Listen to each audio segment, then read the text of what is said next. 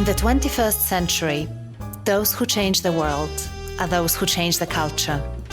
They get people in sync, lead tribes, create movements, and generate an energy field where ordinary people achieve extraordinary results.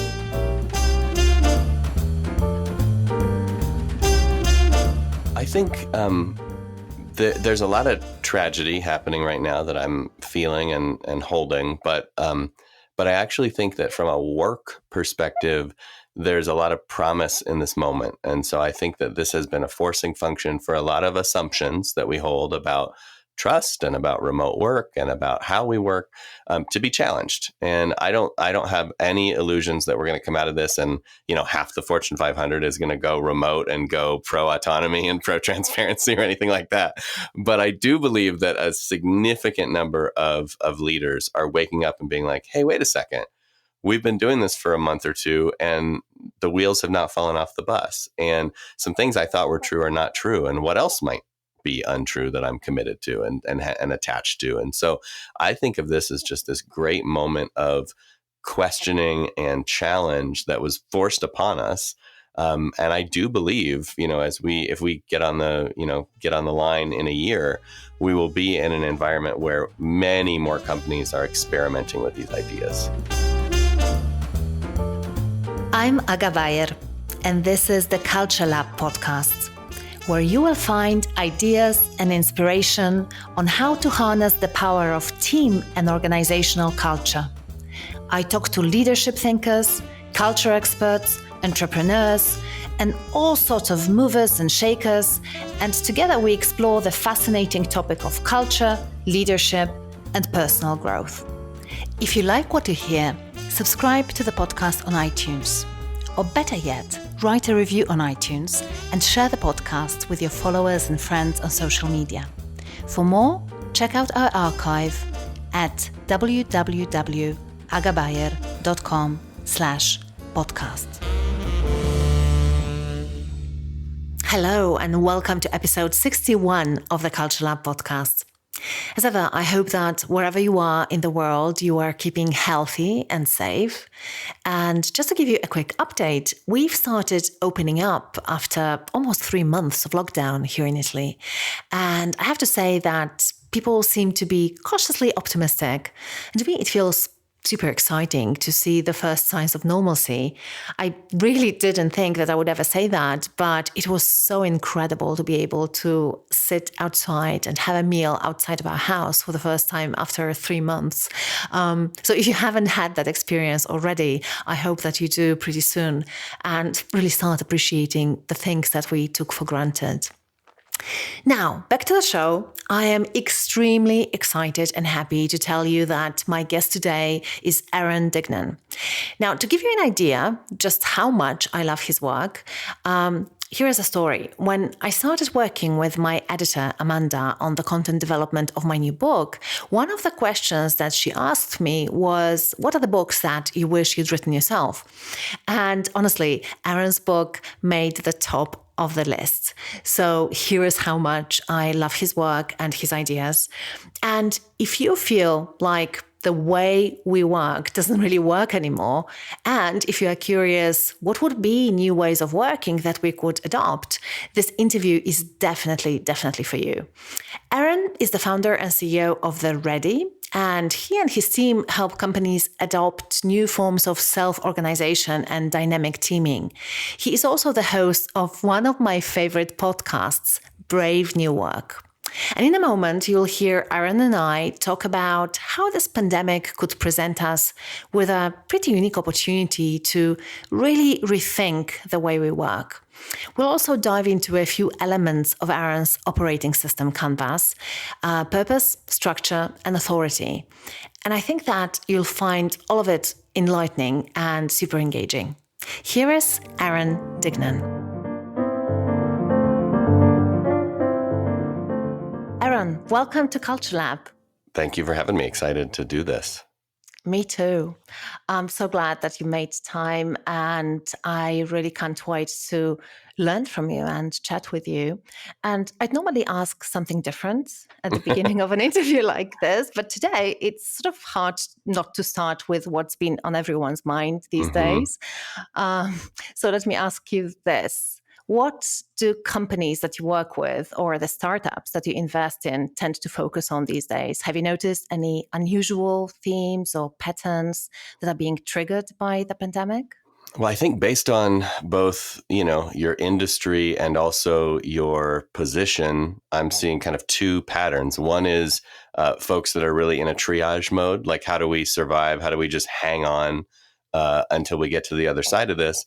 And then there are others, fewer, but they're out there who are, more or less continuing with business as usual because they either have enough resources, in the bank, or they have a very interesting competitive position, or their industry is less affected, and as a result, they're thinking a lot about what bets they can be making right now. So a little bit more of like innovation thinking and investment, and imagining what could be on the other side. So kind of a little bit more theory minded and open minded. And then the other folks are really just like in the weeds, trying to Yeah. make it happen, trying to get it done. Yeah, that's interesting, isn't it? That you see those two things happening, and I would say exactly the same thing. So, do you? Is there an explanation for that? I mean, how did the second group of companies get to where they are today versus the ones that are doing the triage at the moment? Well, I mean, I think generally things are being pushed to polarities right now in culture, right? Everything is either very expensive or very cheap, very big or very small, very left or very right. Hmm. We're losing the middle everywhere. And so I think when you add the extra pressure of a pandemic or a chaotic moment or something that's disruptive, I think it forces that even more. It Hmm. just forces things to the extremes. So I think that's why it's happening. I think for some folks, it is just a matter of a roll of the dice, right? If you happen to be, a hotel chain or an airline or a restaurant right now, you are up against headwinds that, a software as a service company is not. Yeah, So I true. don't blame you for that. I think that's a tough role, and you have to navigate that and adapt to that in the same way that if we had a massive, global hacking driven internet outage, suddenly the shoe would be on the other foot, wouldn't it? So Totally. I think that when you deal with this kind of disruption, you have to sort of notice the role that luck and Yeah. chance plays, but then the other part is just who has been running more conservatively, who has not. What do people do with their resources, and what do they do with their way of working? Right. So there is a pattern that the companies that have generally had more transparency, more autonomy, more decentralization, more empowerment, like they're able to navigate this kind of stuff better because everyone in the system is ready to kind of pivot and ready to take charge and ready to, Mm. notice and sense what's needed, in a way that if you have, a very sort of traditional lemmings environment, people are waiting for orders. They're not reacting. They're not surfing. And so I think Yeah. that is another big differentiator. I think you're absolutely right. And in your book, Brave New Work, you talk about evolutionary organizations. And I think that description that you shared with me fits that very well. Before we go there, because I'm really curious about these organizations and your experience with them, I want to ask you about something that I learned as we were doing research, preparing for this interview. Um, and so I learned that one of your first gigs was a job at Office Depot at the local mall kiosk. That's right. And right. Okay. So well done, Lindsay. She was doing the research, and she said she found that this is when you experienced your first brush with the feeling of untapped potential, because you felt that your managers basically were only interested in you serving as a cog in the machine. So my question is that when you realized that the way we work simply doesn't work? No, it isn't actually. It's funny. I took it to be a much more human systems, like a human problem back then than I Mm-hmm. think it is now. I really just felt like, hey, these people are not taking advantage of what I can offer, and so it's a people problem, right? It's bad management. It's Yeah. it's bad leaders that are not they're not smart enough to see, look at this wonderful guy in front of you. Mm-hmm. So and and Obviously. obviously the hubris of youth also playing a role there. But yeah, I thought it was a people problem. And it was only years and years and years later when I realized, as I went up through the echelons of different companies and organizations and started to really see the boardrooms at the top of our industries, at the top of our economies, that, oh, actually, wait a second, nobody really knows exactly what they're doing. And Mm. everybody's kind of figuring it out as they go. And there isn't really a like functioning, organizational operating system anywhere. Like they're really hard to find, in fact. And Mm. so there's a lot of bureaucracy, there's a lot of red tape, there's a lot of bad decision making happening, even in the places that we think of as most successful. And so, first of all, that gave me some comfort and some connection to the fact that, like, yeah, we're all in this together. We're all trying to figure it out in these fast growing systems and these massive behemoths. Really smart people are grappling with the challenge of how we organize all the time. And so nobody's perfect. And so you can take a big sigh of relief about that. And you start to notice, oh, it's not actually so much about the people. It's about the assumptions that we hold. It's about the principles and practices we're using. It's, it really is the structures around us that start to define what's Yeah. possible. And Yeah. so that was probably, I don't know, 10 years later, maybe, before that really occurred to me. Wow. It's so interesting, right? Because sometimes it's really connect these dots when you are young and inexperienced. So I get that. I want to circle back to evolutionary organizations for a moment. There's something that I highlighted actually in my copy of your book. So Mm, let me read it out for you. Evolutionary organizations use purpose, transparency, and reputation to create cultures of freedom and responsibility.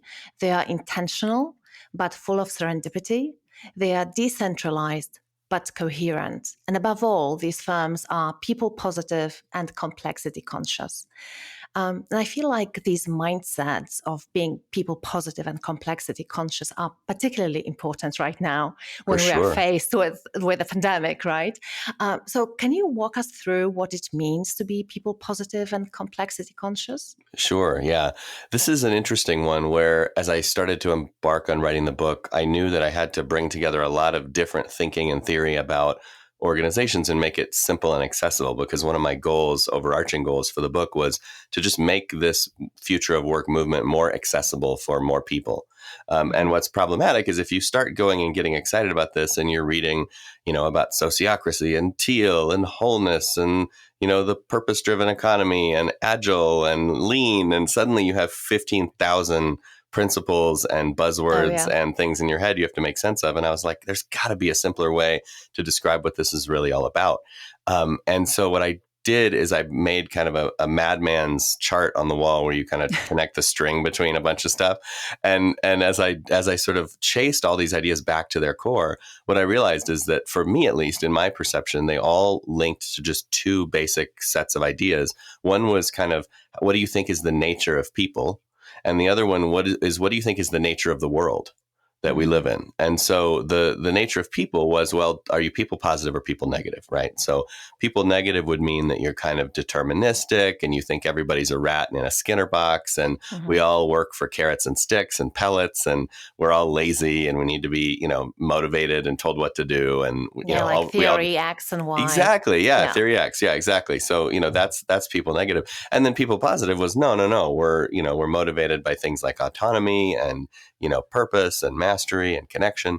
And we are, worthy of trust and respect right out of the gate. And we want to learn naturally. And most importantly, with people positive, that we're quite chameleon.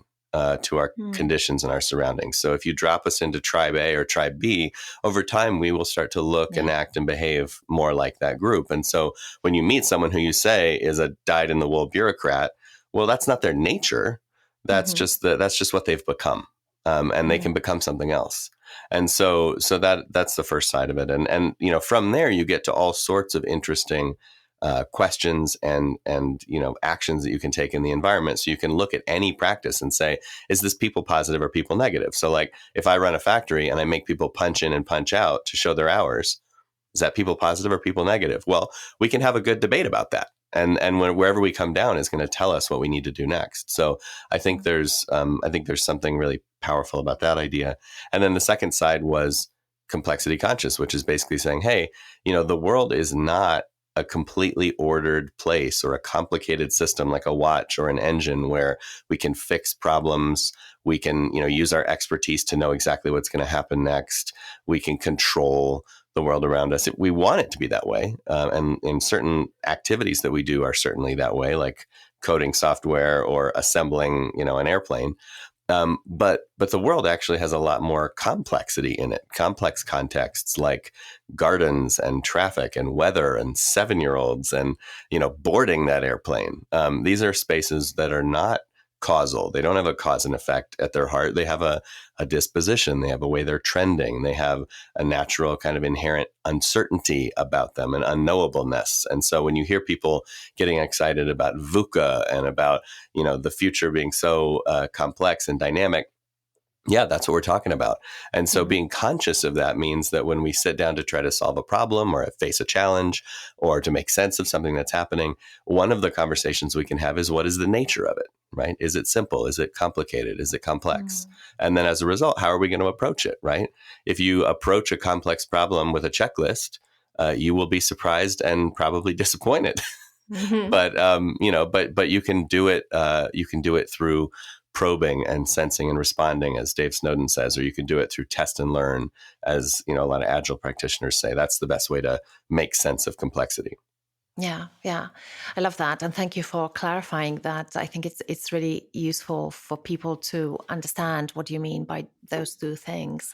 And I also loved your OS, so your operating system canvas that you describe in your book. Oh, sure. And I want us to start with the first element, a company's purpose, because I think one of the challenges that many organizations face is that purpose is often perceived as this lofty ideal that sounds like a worthy cause for sure, Yeah. but it's a bit disconnected from the daily experience and from the tasks that people are performing. So my question to you is, what are the reasons behind this, and what is the way to overcome it, and what's the way for people to really connect to purpose? Yeah, it's interesting. So I think generally speaking, we all want meaning in our lives. And so there's a way that we can use organizational purpose to connect and to get excited about what we're doing and to sort of make sense of how our efforts fit into the universe.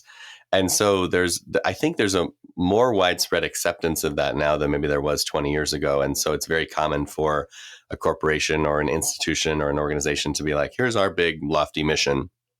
And because of some of the companies that have become really famous in the last few decades, it's, the more lofty and sort of change the world oriented that mission is, the better, right? You never hear anybody say like, we're going to be a good bakery and then, serve our customers well. Like, that's not nearly lofty enough, right?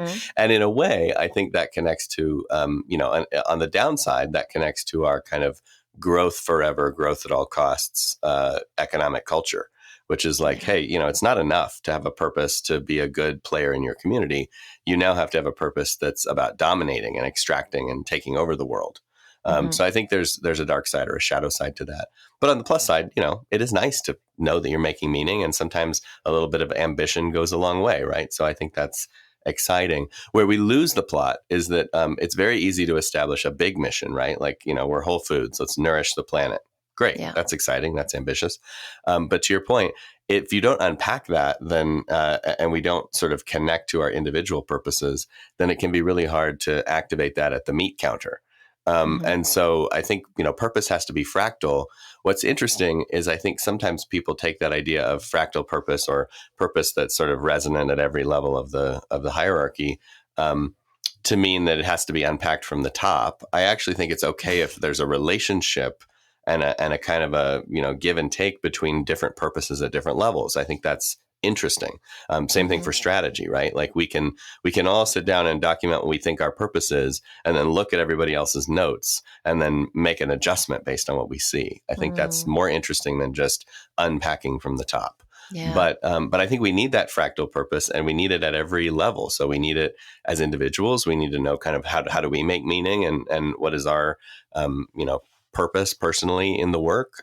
We need to know it at a team level, at a team of teams or a unit level, and we need to know it at an organizational level. And so I think just starting with that conversation, we want to have clarity at each level, at the role level, at the team level, et cetera. And we want to have the chance to have dialogue across and up and down from where we play about purpose. That already would put you in the top 1% of all firms in terms of how you're True. using intent to drive things. Yeah, totally. So just to bring this even more to life for people. So what is your purpose? What is your company's purpose? Have you articulated that? We have, yeah. So the Ready's purpose is to change how the world works and make it more adaptive and meaningful and abundant, and try to, essentially bring more flexibility and more humanity into the world of Mm, work. So we mm, currently live in a world of bureaucracy and red tape and unnecessary hierarchy. And we'd much prefer to live in a world of, dynamic networks where people have agency and where, basically eudaimonia or human flourishing is the yeah, goal of organizations. yeah. And so thinking about this purpose, your let's say your receptionist. I don't know if you have a receptionist in your office. Do you? Or We did do you? not. We do not. I do have Yeah. someone that supports me in my crazy schedules and all that. So that's probably the Okay. closest thing. But So, we don't even have a formal space. We're across mm, I think 15 different cities or something. So love it. yeah. Similar to my business. So about let's think about the person who's helping you with your scheduling and stuff. So, what would fractal purpose look for her in this context? Why don't we look, actually? So, one of the things that's interesting about our operating system is that we document it explicitly and transparently, and we consent to these things as we go. So, I can actually take a look right now and see what the purpose of that role is. Oh, I love it that we're doing it live. Yeah. So the cooperator role, as we call it, so it's a kind of a play on words, Yeah. cooperator, Hmm. has a purpose of increased founder system capacity and impact. So basically, looking at how do we increase both my capacity and impact and the system's capacity and impact by adding this additional set of skills. So Yeah. that's what they're thinking about all the time. I just love that. And I think that having something like that instead of having a set of KPIs to meet, right? Which I suppose you're not a big fan of either. It's so much more, and I hate that word as well. Empowering. People don't need empowering, but anyway, it's just so much more empowering than having a job description or a set of KPIs. Is that what happens? Do you see that happen within your own business, but also in your client businesses where people have such a broad description? They have this fractal purpose without going into the nitty gritty of what each task is supposed to look. Does it help? Does it help people to be more adaptive, take initiative, etc., etc.? So I think it certainly does, and we actually play with both. So I think of the spectrum of possibilities between basically very little clarity about what a role is, all the way Mm-hmm. to maximum clarity as a place that we want to play. And so when we create a role, we always establish its purpose as a minimum kind of viable version of that role, and we also have space for responsibilities and space for decision rights and even some space for what we call steering metrics. But we don't have Mm-hmm. to fill that space if it's not helpful. And so it depends on the role. It depends on the context. It depends on how well we understand it. What I find generally happens is that cultures that are more immature, lower trust, lower levels of experience and competence, or just newer to this idea of working more with more freedom and responsibility, they tend to overdo it, to your point, on the job description and the responsibilities and trying to just define everything, right? We have to Mm-hmm. write down every single thing they have to do or they won't do it, right? Because we Yeah. fundamentally don't trust that someone will serve the purpose with, adult judgment, we have to make sure that we write down every possible thing so that they don't forget Every or that they possible don't, thing. argue. What I find happens later is that we learn, first of all, just because we write it down doesn't mean those are the only things they can do, right? They can do more than that. And secondarily, at some point, it just becomes laborious and not helpful because the world churns, the role shifts, the way that we serve the purpose of the role might adapt. And so trying to keep up with writing down every activity that someone does in a knowledge economy is just crazy silly. And so instead, what I find is, we might put down the 3 or 5 or even 10 responsibilities that make sense. And then over time, trim that list and simplify it. And so, for example, when the person that supports me went out on maternity leave, I was glad that we had a fairly detailed set of responsibilities written in the role because it was easier to hand over to someone else. Because again, now you're handing it to someone who's brand new to it, so they haven't yet made sense of it. And so that wasn't a list of things that we were going to check with a checkbox every week with them. It was a list of things that said, hey, these are the sorts of activities that the person doing this role was doing, and mileage may vary. So kind of, go from there. But I think the same person in the role over time would probably, minimize that. And I do believe fundamentally in a really mature system, purpose is probably close to enough for them. In some cases, it's nice to have a few other things written down for everyone else. So I'm like, wait a second, what is this? What does this role do again? And it's helpful for me, but I don't really think of it as serving them. Yeah, yeah.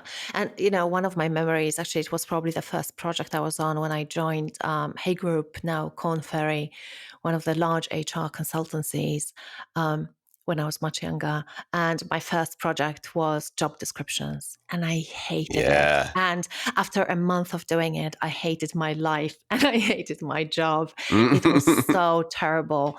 And, when we were showing up at our clients' premises and just interviewing people to figure out what they were doing, and then, of course, documenting everything, it was such a bad experience because also everyone thought they would get fired eventually. Of So, course, yeah. yeah. There's a huge misunderstanding about the way work works that I want to clear up. So when you start an organization, you have two options for the way you approach authority.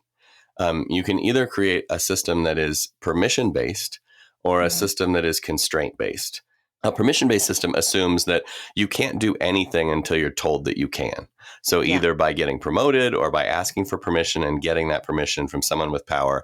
But it's a bathroom pass environment, right? You want to go to the Totally. bathroom, you got to have a pass. And And I in think that, largely, sorry for jumping in, I think that largely we live in a society that is permission based to a great 100%. extent. Oh, absolutely. Yeah. And so you have to, in that scenario, you have to imagine everything, because if you don't write it down, if it's not in the job description, if it's not documented, then nobody will do it, right? Everybody's waiting for orders. And so you have to think of everything, which is exhausting. And so that's why you end up with in a place where I walked into a training center of a large unnamed organization. And there was a 70-page laminated binder on how to set up tables and chairs and take them down in the training room. And it was like, whoa, we need instruction on how to put chairs out and take them back up. Okay. I don't know that we're going to do great against the competition then. So there's that, that's the permission-based model. And then the constraint-based model says, actually, it's the opposite. You can do anything until we tell you you can't. And so the whole purpose of governance and of creating policy and of creating roles is about identifying what we can't do to keep us safe as a system about, what can we decide? What can we spend? What can we do? And when that's the case, you actually get to focus on the minimal, right? It's the simplicity approach, right? What are the few things we have to carve out so that everything else can be judgment oriented? And then the beauty of that is when you do hit a crisis like the moment we're in now, or a bump in the hill, if everybody is able to do anything except for these three things, then they're going to immediately jump into action and start noticing and start adapting and start changing and shifting how they serve that purpose. But if everyone is in a permission system, they're going to sit around and wait for, all right, what do we do now? Yeah, absolutely. It's so, so true. And I have a question for you around this, because I can see how in legacy organizations, this default assumption is you cannot do anything unless you are given permission. And with many startups, with startups at least that I work with, I can see them aiming on the other side of the spectrum. And I can see a default assumption that decisions. So yeah, you can, of course, you can take decisions, you can do stuff, unless there is some sort of constraint. But also, there is this assumption that decisions should be taken collectively, Mm. and that often doesn't work either. I don't know if you see this as well, but sometimes you can see teams just going through things over and over again and not really taking decisions. So my question is, I guess, what do evolutionary organizations do about decision making? Yeah, it's a great question. So I definitely see that too. For most organizations, startups or end ups, they kind of believe that they're on this spectrum from chaos to bureaucracy. And so the startups are operating in chaos, no constraints. They don't know how it all works. They don't know what roles they need. They don't know what their product market fit is. And so there is a lot of that flexibility and open endedness and possibility in a system like that. But of course, they're trying to figure it out so they can grow and survive and become, a real ongoing business. And as they do that, they figure things out and they start to establish roles and they start to establish departments and they start to establish processes. And all of that feels good at the time because it helps them codify what's working.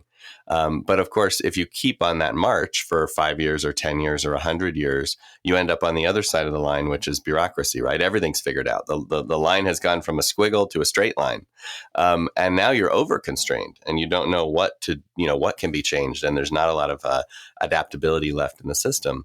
And so the startups are looking over at the end ups and being like, well, we don't want to end up like you. And the end ups are looking back at the startups and saying, gosh, it'd be nice to be flexible and fast again, but we can't have no constraints or we'll fall apart. We're 100,000 people now.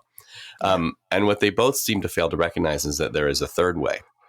And the third way is not no constraint, and it's not governing constraints, which are basically bright red lines, stop signs and red lights. It's what we call enabling constraints. It's principles, heuristics, rules of thumb. Things that guide us but let us use our judgment, sort of keep us safe, but freedom within a framework, right? So that's actually the middle ground. And there, in that sense, we can have the order of just enough structure, just enough governance, just enough clarity to be coherent, but not so much that we're not adaptable. And so the what you're describing is actually what happens when the startups look to the right and go, oh, we don't want to become that big slow gorilla. So what we're going to do is we're going to try to include everyone because it feels so human and it feels so people positive, and they play the consensus game. But of course, we all know that a camel is a horse drawn by committee. And so, so it's like, that's not going to go well because again, compromise and sort of consensus focused stuff really tends to make things average, right? If everybody gets a chance to touch it, then what we do is we make it by default average, right? That's what happens when you spread things out across the population. And so a great idea can become a pretty shitty idea. And that averaging out ends up killing us in the long run. What we do instead inside, systems like the Ready and the ones I studied in the book is we focus on consent. And consent is different because consent is when there are no reasoned objections. Is it safe to try? Not do you love it? Not is it your favorite? Not has everyone touched it? Not is it perfect? Is it safe to try? That's good enough. And good enough is good enough. And that way we get some more, provocative things through the pipe. And we get to learn by focusing on the try part rather than the commit forever part of ideas. Because that's the other thing I notice is teams that think when they decide, they're deciding forever. Yeah. It's like, no, is it safe to try for a week, for a month, for a quarter? And then we'll steer. So that, that's how I see that dynamic that you're describing. Yeah, and this piece around safe to try is so important because exactly as you said, it's not really going to be carved in stone. You can change it. So you don't really have to be sure that it's going to work. You can experiment with it. And you talk about experimentation a lot in your book. I love that piece as well. But before we go there, I also, on behalf of some of the founders and CEOs that I work with, I feel like I need to ask you this question as well, because they ask a lot of questions about structure. Basically, people ask, how should we be organized? Do we need hierarchy? Do we need divisions, departments? So what's your view? What seems to work best? Well, I think, a lot of folks in my space, including myself, sometimes kind of incorrectly vilify hierarchy because there are lots of hierarchies in nature and in the world that are fine. I'm just not a big fan of overly engineered, unnecessary hierarchy. And I'm not a big fan of hierarchies of power rather than hierarchies of the work. So I think that's the first thing to recognize is like there's going to be some structure that emerges when you create something in a complex environment, right? The human body, has bones, it has organs, it Hmm. has a brain, it has, there are different relationships between the parts that matter. So I think that's always going to be the case. The question is, what's the right relationship between the parts? And generally speaking, what I think we need to do more of is focus on how can we get away from this idea of functional centralization where we're talking about, finance sits with finance and lawyers sit with lawyers and UX Hmm. sits with UX and creative sits with creative, and never the twain shall meet. I think that idea, which was born out of the idea of efficiency and sort of thinking about it as, well, if we have a lawyer in every team in every country and we put them all in one country, then we can fire half of them. I think that is efficiency that we're gaining at the, at the cost of effectiveness. Hmm. And so instead, what we like to really see is functional integration. So how do we have, all the things we need, all the skills we need in the same unit, in the same Hmm. team, in the same cell, and that allows us then to be customer focused, to be fast and effective, to be decentralized and operate more like a marketplace. And most of the systems I study that are doing this really well have figured out what is the unit of people, be it 12 to 15 nurses in a community at Bertsorg, be it 150 people in a building at WL Gore, whatever it is, what is the unit that allows us to create value for our internal users, for our external users in a way that is faster, more nimble, more at a human scale, Hmm. and just fundamentally allows us to get things done without having to have every single piece of work cross the bulkhead from one function to another, to another, to another, to another, and eventually someday reach a customer. And you're Hmm. seeing organizations, that are massive, even like higher in China with, 80,000 Yeah, people breaking up into thousands of like micro autonomous teams. enterprise. Yeah, Yeah. exactly. Mm-mm. That's the name of the game now, I think. So for Yeah, each industry, the challenge is, well, what is that right structure for your industry, right? Because it's not going to be totally. the same as everyone else's, and And that's the and work. and that's where I'm curious again, is there a process? Is there a way to identify what's going to be the right structure for you? Do you have anything to share with people in terms of, what questions to ask yourself or what process to follow? Yeah. Well, what's interesting, I find, is that most organizations that have a reasonable amount of history under their belt, people know deep down in their gut what to do. Hmm. They may not admit it. They may not want to talk about it. They may be afraid to do it. But when you actually push them and challenge them, there is a coherence to how This is people so see the true. category. And so what I tend to do is I'll get a group of leaders or team members or whoever, whatever cross section of the organization you want in a room, and I will say, first of all, can anyone draw our structure? And so they'll they'll draw the structure, and of course, immediately other people will start to argue that's not how it that's not how it is. And so immediately we see that what we think of as a given is actually a construct. Hmm. It's actually a perception. And then the next thing we'll do is we'll say, all right, well, where is it stopping us? Where is it hurting us? Where is it reducing our ability to Mm. do our best work? And so we'll start to identify some of those tensions. And then the Hmm. next thing we'll do is say, well, if it was perfect, what would it do for us? How would we know if it Mm. were serving us, if it was the requisite structure? How would we know? What would be the capabilities and the outcomes and the things we could observe? And we identify that. And then with that in hand, I basically send off small groups and I say, go draw how it should be. What would it look like if it served Yeah. that? And they all come back. And what is fascinating, for me at least, is I would say 9 out of 10 times when you send 3 groups off to come back, they all come back with the same drawing within 90% of each other. Wow. And the drawing they come back with is we need cross-functional teams at the edge serving customers, and we need cross-functional teams at the center serving them. And it's Yeah. just not that hard. And when people say, "Oh, but we're so big or we're so small or what have you," it's like the beauty of this model is its extensibility, right? So Hmm. when Bertsorg first started, it was one community, one nurse Yeah. that became 12. Now there are 15,000. Guess what the unit is? It's still Mm. 12 nurses. Yeah. it scales infinitely. That's the beauty of it, right? So the idea is we don't have to worry about scale. We have to worry about what is that right structure that Hmm. allows us to then go do that. Yeah, I love that. Thanks. That's super useful. And, some organizations have been set up this way from the start, and that's great. Good for them.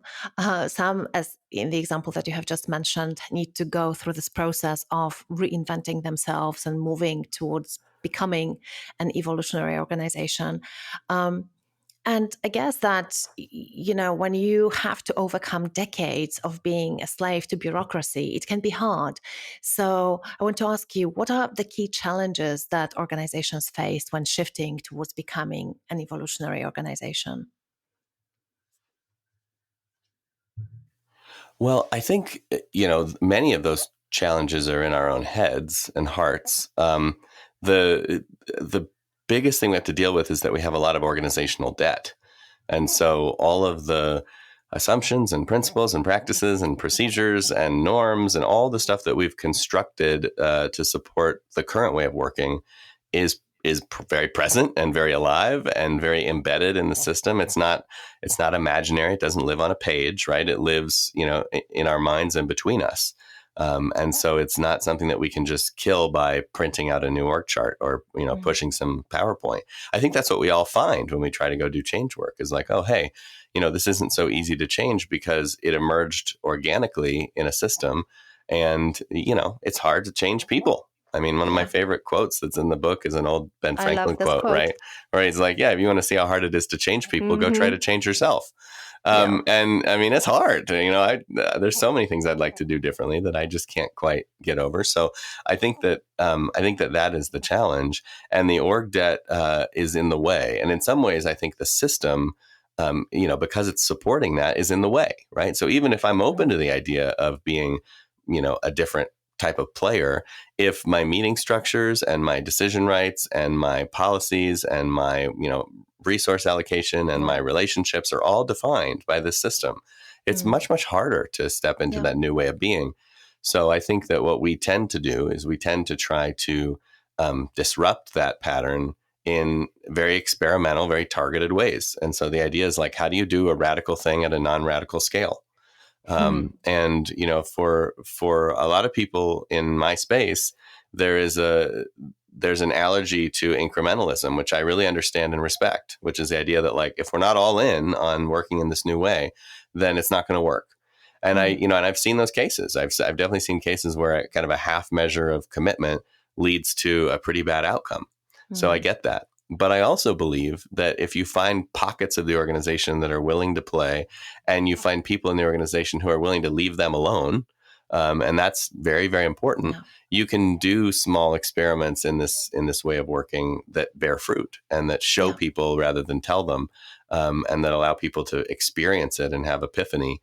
And so, yeah, I say let's do radical things at non-radical scales first to sort Hmm. of get the soil tilled, and Yeah. then yeah, maybe there are some bigger systemic commitments we need to make. But often I find the organizations I work with are excited, but their scale and their history is such that that's not really practical.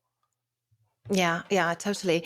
And I think when you try those things on a smaller scale and they work, then of course others join in, and eventually that tail basically wags the dog, right? So it's um, so it can happen as well. Of course, structural changes are always necessary to support this, but I personally am a big fan of just starting small and then scaling things out internally, if and when they work.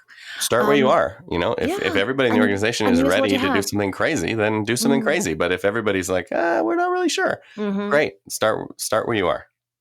Yeah, yeah, love that.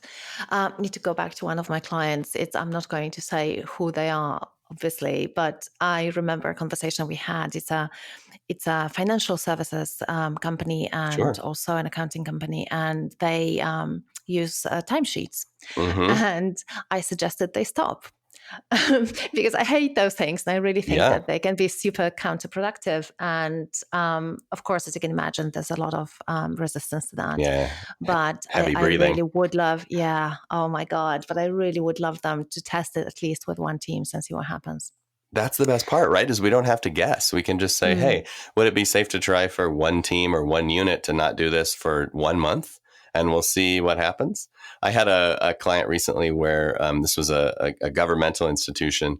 And one of the experiments that came up on day one from one of the leaders was, hey, we have all these metrics that we track, but people are so obsessed with the numbers that they've stopped really, caring for and paying attention to the customer, to the participants, to our citizens.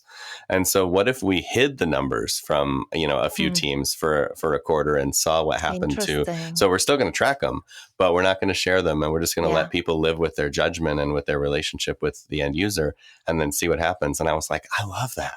I love that Hmm. because I Yeah. know I already have a very good intuition of what they're going to find. Yeah. Yeah. And it's going to be great. Oh, I'd love to learn what happened. Um, so finally, I want us to shift gears a little bit and ask you about, because people have always been curious, I guess, about the future of work.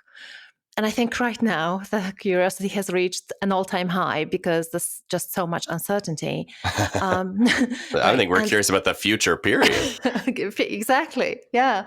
Um, and, I loved your book so, so much, but I also know that it's been more than a year that it's been published, which means that you've been working on it for many years. So I want to ask you, what are you seeing today that you hadn't seen when you wrote Brave New Work? And has your thinking about the future of work changed since you've written the book? The fundamental arguments of the book are definitely still true for me a year later, which I'm thankful for because it would be kind of sad if they weren't. This is a change that's happening on the timescale of decades, and so I do think that we can all be pretty confident in the shape of it. I think we also though are seeing a resurgence of a more autocratic, more hero-led, more dictatorial leadership style and belief system in the world. And so I think that I actually had Fred Lelou on our podcast a little while ago, and we were talking about Mhm. what does this mean? And his take was like, oh, well, this is the last gasp of that ideology, Well, I right? Or hope or he's this right. is there's some kind of a resurgence where the at the end of the horror movie the bad guy gets up Hmm. one more time and you have to Yeah. shoot him in the head.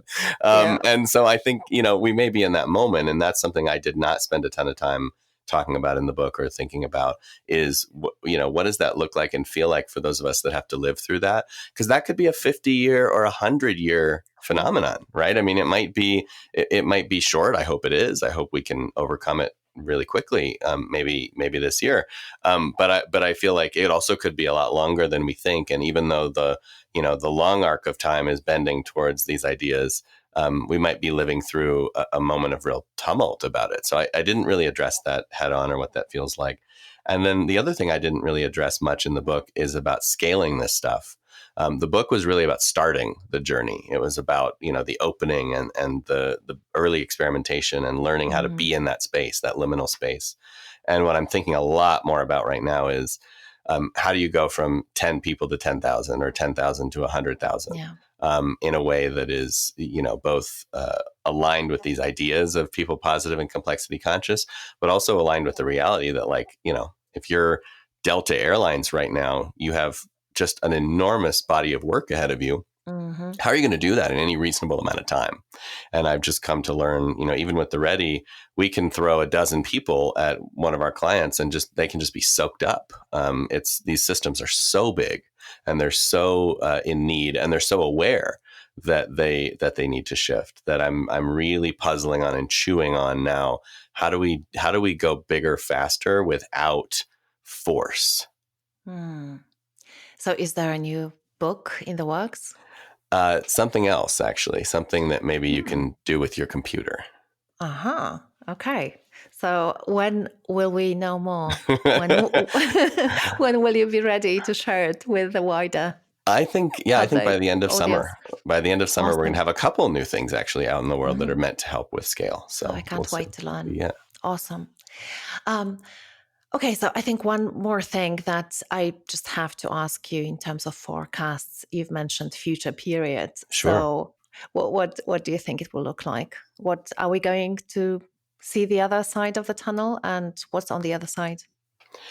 Yeah. So I think There's a lot of tragedy happening right now that I'm feeling and holding, but I actually think that from a work perspective, there's a lot of promise in this moment. And so I think that this has been a forcing function for a lot of assumptions that we hold about trust and about remote work and about how we work, to be challenged. And I don't have any illusions that we're going to come out of this and, half the Fortune 500 is going to go remote and go pro autonomy and pro transparency or anything like that. But I do believe that a significant number of leaders are waking up and being like, hey, wait a second. We've been doing this for a month or two and the wheels have not fallen off the bus. And some things I thought were true are not true. And what else might be untrue that I'm committed to and attached to? And so I think of this as just this great moment of questioning and challenge that was forced upon us. And I do believe, if we get on the line in a year, we will be in an environment where many more companies are experimenting with these ideas. Mm-hmm. I think so too. There's so much plasticity for change at the moment that I really can't imagine that things will not change because, as you say, companies are going to experiment. And so for sure, things will evolve. I'm excited to see what it's going to look like. Me too. Time for your questions. Hi, Aga. This is Alison McTavish from Switzerland.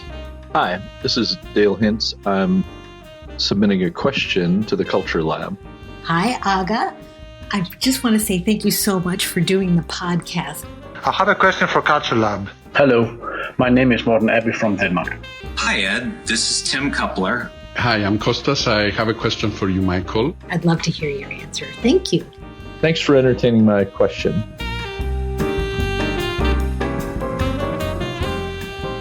Hi, this is Susan Ross, and I have a question for Aaron.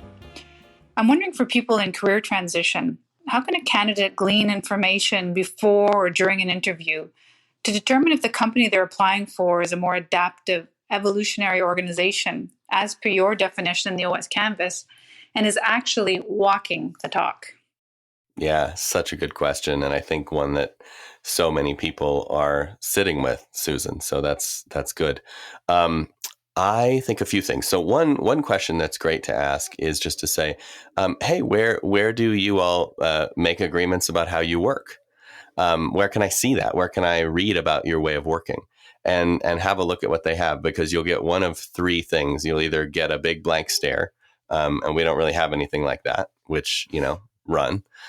Or you'll get, here are our company values, which is the middle ground answer, right? There's some values and some behaviors, maybe a few principles. Or you'll get, hey, here's a living, breathing, kind of handbook that we edit together, that we nurture together, that is a place where we're learning together about how we work and how we come together. And so I think that's one thing to look for. And some companies are very public about that, right? So as an example, not to say that you should go work there, but Netflix has been very public about their, culture handbook. And that's a nice glimpse into at least what they aspire to, if not what they actually do. So I think those kinds of things are helpful. And they've been very open about this, that actually some of these things are just aspirational. And so it doesn't mean that every single time, every single day, you are going to see us behaving this way, but this is what we aspire to. And so if we don't live up to these expectations, call us out as a team member, which I love. And I love this idea that you shared about a living, breathing sort of whatever it is, a document. I think somewhere it has to be documented, but also I think it's important to keep in mind that it's not something that never changes. Right. Yeah. It's not carved in stone. Yeah. The other question I would ask is, let's talk about some decisions I might make and how I might make them. So, what if I want to change the team that I'm on? What if I want to take on a different role? What if I want to spend $10,000 on something? Right. What is the system's approach to those questions? Because it'll tell you a lot about the authority environment and about the way they think and about the way they react to that stuff. And you can have a great conversation about, how do they approach those kinds of pressures from within. So I think that, that's another good one. And then a final one might be, how do you think about the need to be able to adapt and to change and to shift? Anybody having a job interview from this moment forward gets to refer to this pandemic as a kind of moment that we've all experienced together and say, hey, when the next thing like that happens, what's gonna make this company better than any other company in terms of navigating that? And see what they have to say. See if they've even thought about their own resiliency outside of a technology resiliency plan or something that's very boring. Mm-hmm. Yeah, I love these questions. I think that probably in many companies you will just get blank stares, as you said. But that's a yeah. But you might get a promotion. You might get a blank stare and then a request for some help. Yeah, true. That's very true. Awesome. So our last section, rapid fire questions, and it goes like that. I ask you 5 questions in rapid succession, and you will aim at answering them in under 2 minutes. Okay. How do you define organizational culture? I think culture is an emergent phenomenon happening among and between people based on the assumptions, principles, and practices they hold. What are the signs that a company culture needs some work or perhaps even a major overhaul? Look in people's eyes. What company do you admire for their culture and why? Gosh, so many. There's 68 in the book. One I've been excited about in this moment is Basecamp. I'm pleased with how Jason and DHH have talked about how they're holding the space in the company and the policies and the approaches, and just taking good care in this moment to not overgrip and to not expect too much. Mm-hmm. Yeah. What books on culture or leadership would you recommend, or any books actually that you are learning from? Oh my gosh, so many. So anything in the beyond budgeting literature is really good. I like Niels Fleging's book, Organized for Complexity. I like old Douglas McGregor. There's very few things in this space that are not helpful, even if they're wrong. So there's a whole Brave New Work library that I often will tweet pictures of. So if you want that, just hit me up on Twitter. Sure. And we'll put a link to it as well for our listeners. Wonderful. So finally, what is one thing that our listeners can do tomorrow to build their own culture lab and start cultivating a culture that will help them and their teams to bring their vision to life? Sit down with your team, sit down with your boss, sit down with a group of colleagues and just ask the question, what's stopping us from doing the best work of our lives? Write down a few answers and then decide what's one thing we can try that might move us forward on that issue. Love it. Do you have any great guests to recommend? Oh, that's interesting. Yeah, I'd have to look. That's the question I always end with too. I'd have to look at who has already been and who has not been on. But we recently spoke with Nathan from ConvertKit, who was he's the CEO of this SaaS company called ConvertKit. That's basically like a MailChimp competitor. He was a great guest. I mean, his interview hasn't released yet, but he had some really interesting things to say. Could you introduce us? Sure. Yeah. Oh, awesome. Thank you. So finally, I want to ask, do you have any final thoughts that you would like to leave our listeners with? No, I thought what we ended on there was a great one to end on. Okay, wonderful. If our listeners want to get in touch with you or learn more about your work, what would be the best place for them to visit? Well, the number one thing to do would be to start listening to the Brave New Work podcast right alongside this one. I love this podcast. That's a good combo. It's so great. And the second thing would probably just be to find us on Twitter. I'm, at Aaron Dignan on Twitter, and the Ready's on there as well. Ready.com is the website for the company, and bravenewwork.com, the website for the book.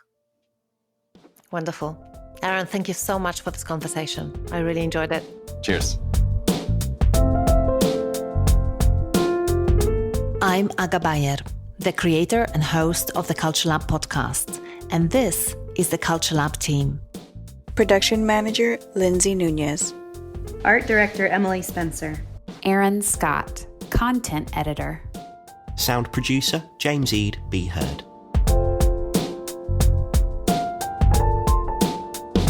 If you haven't subscribed to the CultureLab yet, you can do it on Apple Podcasts, Stitcher, Spotify, and many other places where podcasts are available. If you'd like to subscribe to my newsletter, The Culture Lab Insider, go to www.agabayer.com/podcast and scroll down to the very bottom of the page. That's www.agabayer.com/podcast. Also, we would be ever so grateful if you could rate and review our podcast on iTunes or wherever you listen to it. And now, time for the preview of the upcoming episode. But before I go there, I just want to give a shout out to all the listeners who, unprompted, take time and review the Culture Lab on the various podcast distribution platforms. Here is the latest one, submitted by someone from the US who calls themselves a writing whisperer. Aga hosts great guests and leads them through smart and thought-provoking discussions. This podcast is a joy to listen to and provides great content that will leave you thinking. I also love the short postcard episodes for a quick, bite-sized piece of inspiration and advice. Thank you so much, Writing Whisperer. We are super grateful for your kind words, and we'd like to encourage everyone to leave a review wherever you listen to this podcast, because it really does help other listeners to discover the podcast. Okay, so let me give you a little preview of what's going to come on the next episode. My guest is going to be Dr. Max McKeon. Max is an English writer. He's also a consultant and a researcher. And what he's fascinated with is how we shape our future, either deliberately or accidentally. And that fascination has led him to a number of academic pursuits: psychology, strategy, innovation, and culture. And he's written 6 really influential books. He conducts research with Warwick Business School, and he's also a really strong and influential advocate of innovation culture. He's super well known for presenting his ideas in a very, very visual way. He's drawing and cartooning, and it's a little bit like a cross between a traditional keynote speech and performance art. Just Google it and you'll see what I mean. It's really spectacular. And here is a little preview of our conversation, and I hope that you'll find it particularly inspiring, especially if you've never thought of yourself as a creative or an innovative person. Innovation is new ideas made useful. Innovation is practical creativity, but where does that come from? Well, the first place it comes from is some kind of insight. You have to have an insight into a problem, or you have to have an insight into a solution. You have to notice something. So that form of creativity, actually everybody listening to this will have some kind of valuable insight, perhaps even a unique insight, because only you are you. I don't mean to be cheesy, but factually, only you are you, and you have your experiences. And if you pay attention to them, you will see something that needs solving. You'll see something that seems incomplete, or you'll see an attractive idea, a possibility, something that works elsewhere, and you will take that into your world and solve a problem with it. Thank you for listening to this episode of Culture Lab. If you found any moments that were interesting, inspiring, or maybe even game-changing, please share it with someone who'd appreciate it. After all, good ideas are meant to be shared.